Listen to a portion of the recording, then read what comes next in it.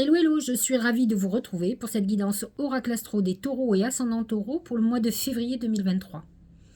Alors bien évidemment, depuis le 20 décembre, lorsque Jupiter est passé en bélier, il s'est positionné dans votre maison 12, en fait il termine le cycle. Alors il termine un cycle et surtout le vôtre de cycle. Donc il se positionne bien sûr dans la maison 12. Vous savez que Jupiter est un amplificateur. Nombre de béliers, de taureaux, pardon, vont avoir une grosse pression. C'est un placement de révélateur de trahison, de nœuds, de problèmes juridiques. En fait, ça peut être une phase conflictuelle. Alors rassurez-vous, à partir du 16 mai, Jupiter passe dans votre signe. Alors ça ne veut pas dire que tout s'arrête, mais en tout cas, il va être favorable pour vous. Il va vous faire démarrer 12 ans. Mais en attendant, il faut le vivre, il faut le subir. Donc ça, c'est la première chose.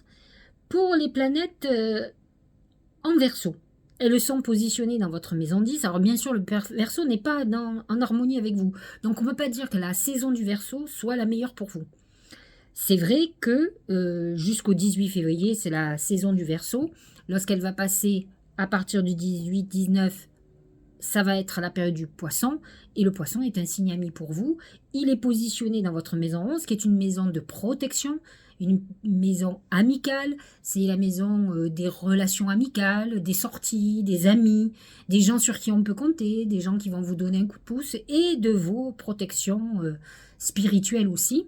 Donc autant vous dire que la nouvelle lune du 20 février est hyper importante pour vous. C'est une nouvelle lune où vous devez absolument faire vos vœux puisqu'elle est positionnée dans cette maison 11 qui vous connecte directement à vos guides et qui vous protège. C'est un bon moment de guidance où vous allez avoir beaucoup d'intuition et recevoir des messages. Mais avant, c'est un peu difficile. C'est une période un peu lourde émotionnellement et qui peut être...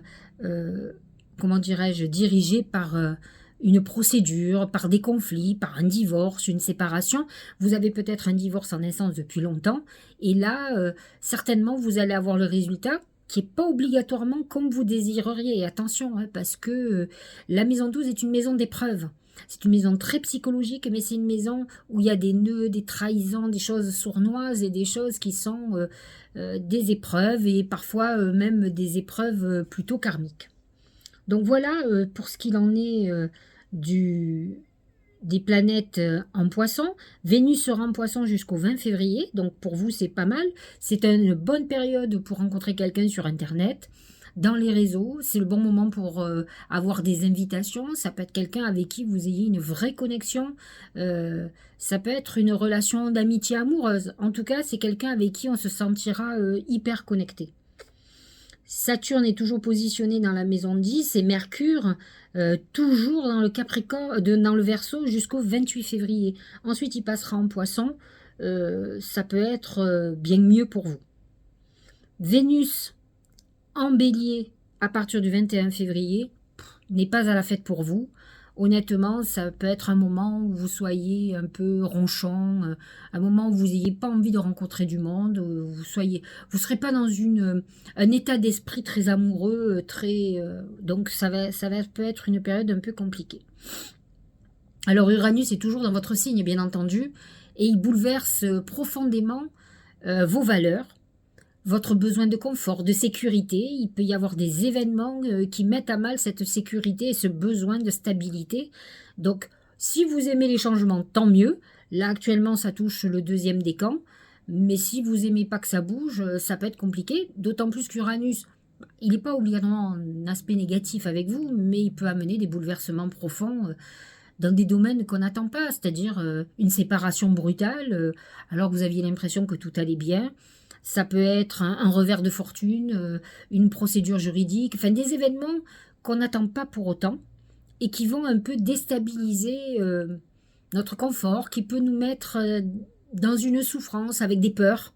Donc ça peut être un peu compliqué, mais à la fois si vous êtes un petit peu plus aventurier en tant que taureau, parce qu'il y en a quelques-uns, vous pourriez être content de ces chamboulements, peut-être d'une situation un peu sclérosée qu'il faut dépoussiérer, et ça serait pas mal. D'autant plus que le nœud karmique est dans votre signe, il touche les premiers décans là actuellement, et il vous amène vers des chamboulements qui ont lien avec certainement votre mission d'âme. Mars est toujours en Gémeaux, bien entendu, de 10 degrés à 18 degrés sur le mois de février. Donc il est surtout sur le deuxième décan. Et lui est positionné dans votre maison 2. Alors il va booster complètement tout ce qui est financier. Il peut amener aussi des désaccords au niveau des finances, que ce soit dans un couple, que ce soit dans la famille, que ce soit sur du patrimoine, que ce soit sur des investissements ou avec des investisseurs. En tout cas, il va y avoir certainement des choses qui vont être mises à plat. Mais par contre, ça peut être aussi une époque où effectivement on est motivé pour gagner de l'argent et c'est vrai que ça va être important pour vous. Le signe du Capricorne, lui, est en harmonie avec votre signe, est positionné dans votre maison 9. Donc Mercure est en Capricorne jusqu'au 11 février.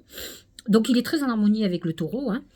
Il vous ouvre des perspectives nouvelles, professionnelles, peut-être l'envie de vous internationaliser, de déménager professionnellement, de changer de région, ou de démarrer une formation, de vous ouvrir à des techniques nouvelles. Nombre de personnes un peu terre à terre peuvent être ouvertes à des sciences, j'allais dire occultes, c'est pas occulte, un peu parallèles, dans le bien-être, dans des choses un peu connectées. Vous aurez besoin de cette reconnexion spirituelle, ça c'est sûr et certain. Malgré que le Capricorne soit bien terre à terre, et vous aussi, bien sûr, vous ne vous attaquerez pas à quelque chose de nouveau, uniquement, vous le ferez aussi de manière financière, c'est-à-dire qu'il faut que vous soyez sûr que ça va vous assurer un confort, pas uniquement la richesse, mais un confort. Après tout, la richesse d'une vie n'est pas obligatoirement liée au compte en banque, mais effectivement, ne pas compter tous les mois pour savoir comment on va manger, comment on va se chauffer, etc., c'est mieux que de vivre à la cloche. Pluton est toujours positionné dans votre maison 9, donc il touche les derniers décans des taureaux, pratiquement Gémeaux, qui ont certainement vécu des bouleversements très très profonds. Certainement, peut-être certains sont partis à l'étranger, ont changé de lieu, ont changé de vie complètement. Alors ça peut être suite à un divorce par exemple, suite à une grosse séparation, suite à un décès familial, vous avez eu des bouleversements importants. Et donc du coup, entre Pluton et Uranus dans le Taureau, c'est sûr que vous l'avez senti passer. Comme je vous l'ai dit, il y a une pleine lune le 5 février, mais qui est en Lion, qui n'est pas en harmonie avec vous, c'est l'axe 10-4 qui met en avant, en parallèle, je veux dire, le côté professionnel, le côté familial. La lune met en lumière le côté du foyer, ce qui est très important pour vous. Le taureau est assez attaché à ses racines, mais ce n'est pas la pleine lune idéale pour vous. La nouvelle lune, par contre, du 20 février, je vous l'ai dit, est très importante parce que c'est un moment où il faut faire ses vœux. Elle est hyper connectée à vos guides qui seront bienveillants et qui vous montreront le bon chemin, en tout cas. Donc, c'est un moment de poser des questions, de faire les oracles, de faire vos vœux. Alors, je l'ai déjà dit, la nouvelle lune, il faut se purifier d'abord. Moi, je ne suis pas d'accord qu'on... vous n'avez aucun jardinier qui va planter des graines sur un terrain pourri, avec des mauvaises herbes. Il va d'abord enlever les mauvaises herbes, il va mettre de l'engrais, ensuite il va planter, il va arroser, il va chouchouter ses semis, donc c'est ce qu'il faut faire. N'oublions pas que le taureau est quand même le jardinier du zodiaque, raccroché à la terre, donc vous devriez savoir faire ça. En tout cas, faites des purifications, des nettoyages, et réfléchissez où vous voulez aller, connectez-vous et voyez les signes, faites des oracles pour voir ce qu'il y a pour vous. Voyons ce que disent justement les oracles. La tortue, c'est la lenteur et la dépression. Alors c'est ce que je vous disais, avec Jupiter dans votre maison 12, ça ralentit considérablement vos projets. Alors je vous explique. Jupiter en bélier, c'est plutôt le feu. C'est, j'allais dire, le feu aux fesses. C'est ça serait à la limite une tortue avec un turbo aux fesses. Le problème, c'est qu'il est positionné dans votre maison 12, qui est une maison d'enfermement.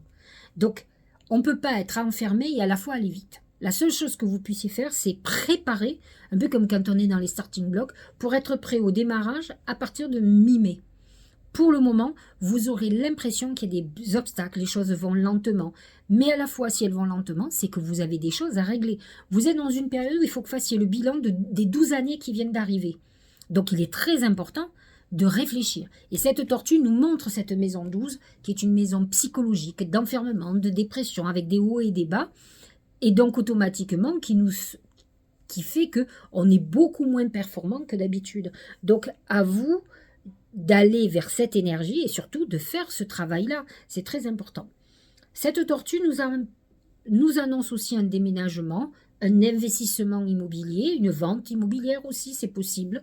Pourquoi pas un héritage, mais en tout cas, on parle d'immobilier et de biens immobiliers. Au niveau du travail, c'est le poignard. Trahison, rupture. Alors, il est bien évident que le poignard représente un coup de poignard dans le dos.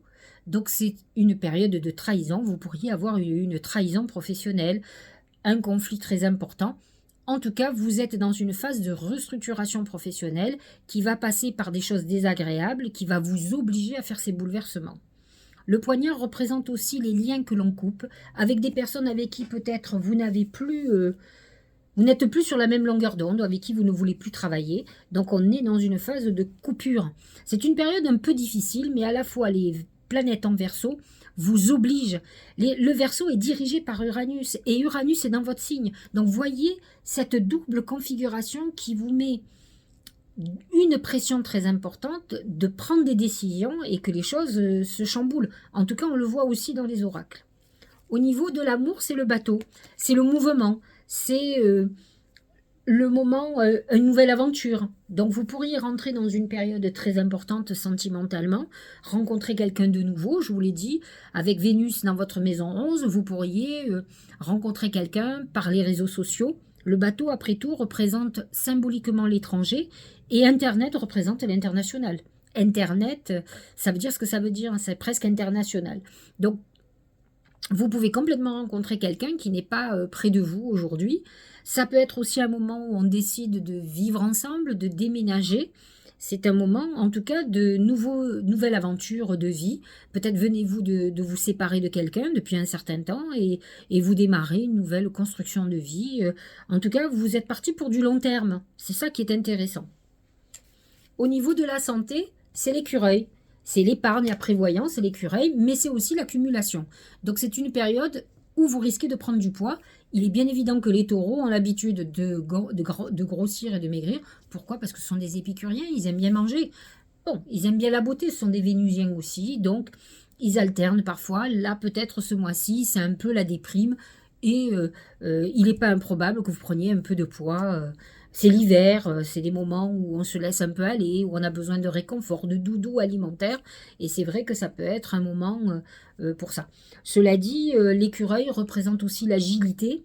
Et c'est vrai que faites très attention à ne pas vous faire mal, à ne pas faire du sport à outrance justement pour perdre ce surpoids ou ce poids que vous avez pris et qui pourrait vous blesser parce que vous avez fait le kamikaze ou la kamikaze.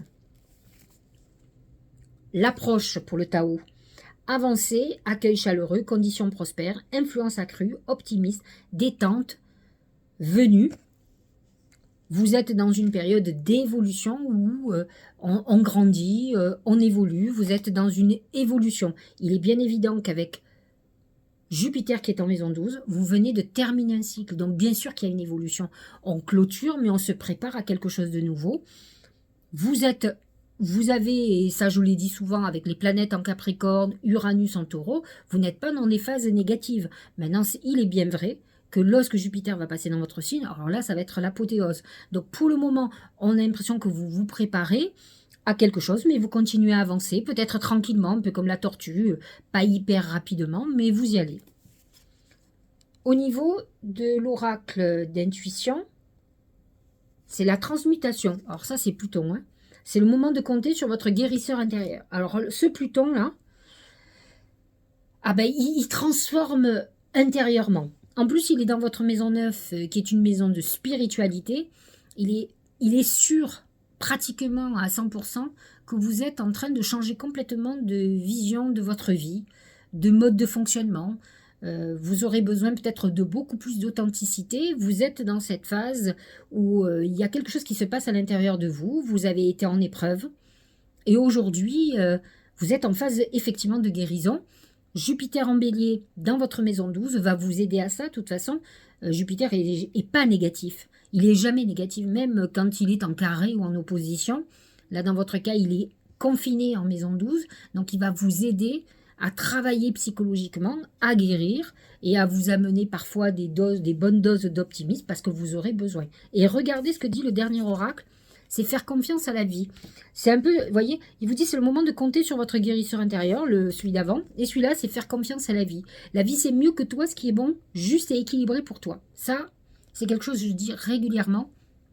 En fait, nous, êtres humains, pensons que notre libre arbitre, qui n'est rien d'autre que notre raison, nous on dit je veux, c'est ça que je veux. Mais ça, c'est pas notre intuition, c'est notre libre arbitre. C'est notre raison qui décide que c'est ça qu'elle veut. Et en fait, l'univers veut pas, donc ça bloque. Vous voyez, il veut vous amener ailleurs, parce qu'il sait, lui, ce qui va être bon pour vous. Bien entendu que quand vous êtes connecté à l'univers, vous êtes connecté à vos guides, à toute cette intuition qui sait où elle doit vous amener, où est les bonnes choses pour vous, ce que votre âme a besoin. Elle vous amène jamais dans une galère ou dans un piège, vous comprenez? Alors, repense à chaque peine et à chaque moment difficile. C'est ce travail de Jupiter dans votre maison 12. Rappelle-toi la force, la joie et les émotions que t'ont procuré ces moments après coup. Vous êtes dans une période où vous avez besoin de retrouver la confiance. C'est pas parce que vous êtes dans une période un peu d'épreuve que ça va être comme ça tout le temps. Mais essayez de comprendre pourquoi vous êtes dans cette phase d'épreuve, qu'est-ce qu'il faut que vous changiez. Surtout, n'oubliez pas que vous allez démarrer 12 années. Alors, vous avez 4-5 mois pour faire ça. Hein. Vous avez jusqu'à mi. Mais ça va aller vite. Hein. On est déjà... là, on parle de février. Hein, donc, il restera mars-avril. Donc, c'est pas comme s'il restait 6 mois. Il faut que vous fassiez un travail, ce que vous ne voulez plus dans votre vie, parce que vous démarrez 12 années. Et ces 12 années, il ne faut pas les louper. Donc, à vous de faire le bilan de tout ce qui s'est passé ces 12 années. Ce qui vous a fait du mal, ce que vous avez perdu, ce que vous avez gagné. Et ce que vous avez envie de faire dans les 12 années. C'est important. 12 ans, vous vous rendez compte? Ça, c'est plus le même âge, c'est une autre génération de vie, c'est un autre mode de fonctionnement. N'oubliez pas, essayez de vous projeter de façon intelligente et faites confiance à l'univers, il va vous guider. Utilisez la nouvelle lune du 20 février, croyez-moi, et vous verrez que vous allez aller vers ce qui est le meilleur pour vous. J'espère que cette guidance vous aura éclairé. Je vous souhaite une très belle journée, très belle soirée, puisque j'ai fait cette vidéo en soirée. Un très bon mois de février. Et puis n'oubliez pas cette nouvelle lune du 20 février. Je vous dis à très bientôt.